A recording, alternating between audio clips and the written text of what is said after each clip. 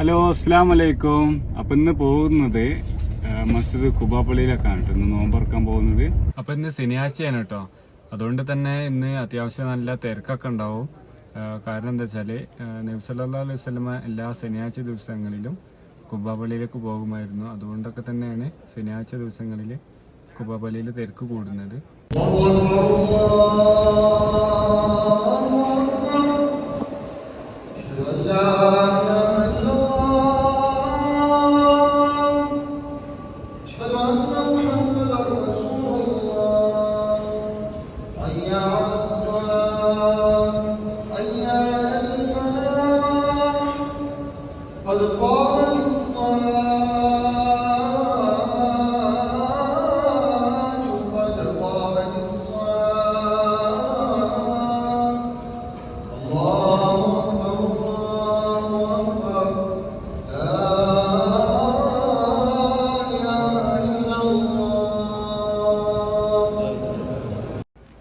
അൽഹംദുലില്ലാ, അങ്ങനെ നോമ്പൊക്കെ തുറന്നു കഴിഞ്ഞ് ഇനിയിപ്പോൾ റൂമിലേക്ക് പോവാണ്.